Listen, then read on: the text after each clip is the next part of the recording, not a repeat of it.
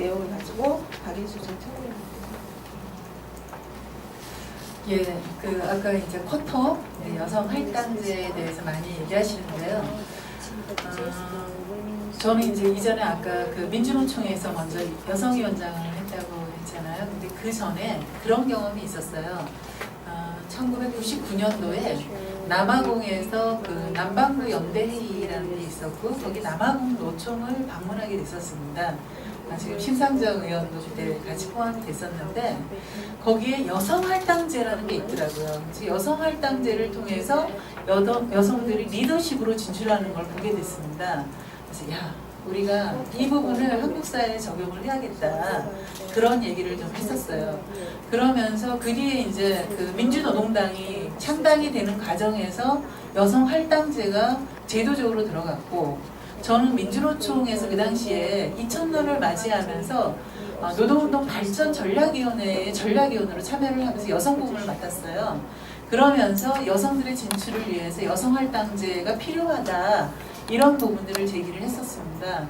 그래서 한편으로는 당과 그다음 노동조합의 여성의 대표성을 위한 할당제가 실제 도입이 되는 과정이었었습니다.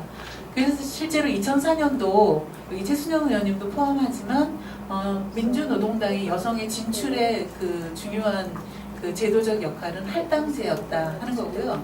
그다음 민주노총에서도 마찬가지로 주로 부위원장님이긴 했지만 여성들이 리더십으로 진출하는데 이 할당제가 상당히 유력한 그런 제도였습니다. 제가 2004년도에 그 민주노동당의 최고위원과 여성위원장을 맡으면서 저는 그동안 여성할당제가 주로 비례의원에 대한 할당제였습니다. 근데 이것에 대해서는 한계를 저는 많이 느꼈어요. 우리나라 제도는 아주 소수의 비례와 대부분은 선출직이기 때문에 선출직 문제를 제기하지 않고는 한계가 있다는 생각이 들었고요. 그 전의 문제의식은 우리 당내 아니면 사회적으로 성평등 의식이 고양되지 않는 상태의 제도라는 것은 한계가 있다고 생각을 했었습니다.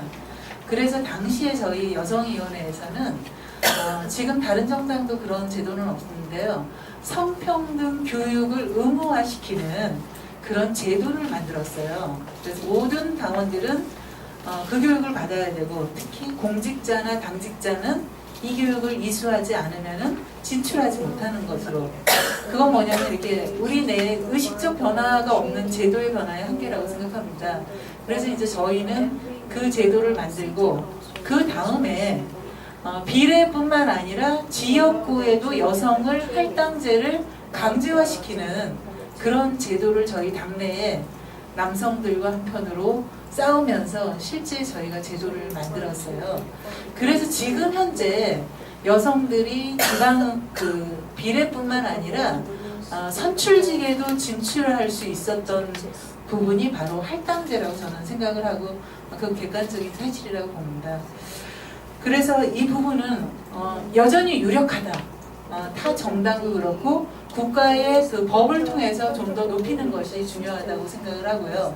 그거는 한편으로 제도뿐만 아니라 저희가 시행을 하다 보니까 아까 말씀드렸듯이 이 할당제를 채우기 위해서 상당히 어려움, 일상적으로 여성들의 정치적인 진출을 보장하는 제도적, 그 다음에 재정적, 이러한 부분이 없을 때는 항상 선거 때마다 그 문제예요.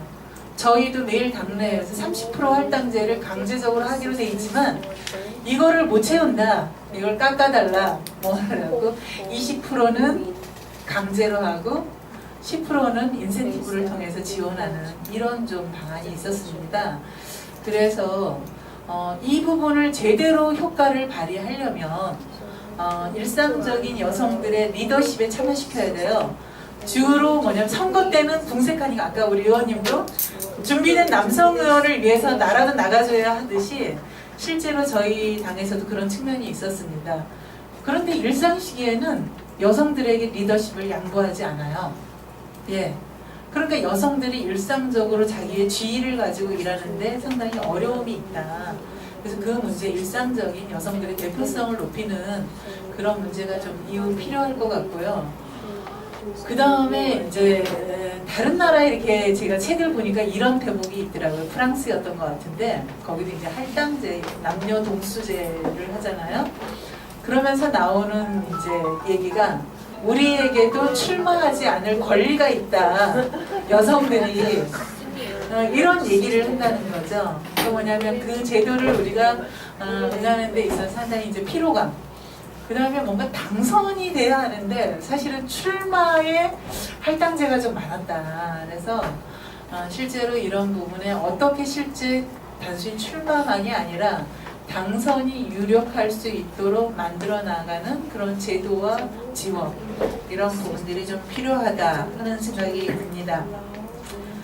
마지막으로 짧게 좀 얘기하면 저는 요즘에 개인적인 고민이에요. 이건 객관적이지도 않고 과학적이지도 않을 수 있는데 저희가 여성할당제를 통해서 실제로 유력한 여성들의 진출, 그 다음 발군의 실력들을 보였다고 생각합니다. 그래서 역시 이거는 옳았다고 보는데 아까 이제 우리 그 코코마 의원도 클린턴 등 여러 이제 여성 리더십을 얘기하면서 이제 전체적인 문제에 대한 얼만큼 리더십의 역할을 하느냐 이런 얘기를 했는데 저도 좀 약간 개인적 고민이 있습니다. 그래서 우리가 여성 내에서 솔직히 좀 분석하면서 좀 대안이 필요하다. 그래서 개인적으로는 여성 리더십이 전체적인 리더십으로 되는 데 있어서 좀 약간 배치기 필요하고 정치적인 정치력, 그러니까 남자들을 우리가 보통 이제 문제를 제기했을 때는 남자들은 너무 민감하게 정치적 타협을 하고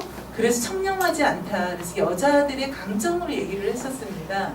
근데 저는 요즘에 개인적 고민은 여성 지도력이 결정적인 순간에 정치적인 조율 능력 이런 부분에 대해서 좀 약간 좀 더 객관화된 분석과 대책이 필요하지 않겠는가. 그래서 할당의 대표성뿐만 아니라 이제는 전체적인 최고의 지도력으로 이제 검증되어야 되고 역할되어야 된다고 생각하거든요. 그래서 그 부분에 대해서 정말 여기 그 여성학을 공부하신 전문가분들도 계시는데 좀 분석을 해서 부분적 리더십이 아니라 전체적 리더십에 대한 연구를 했으면 좋겠다 하는 고민입니다.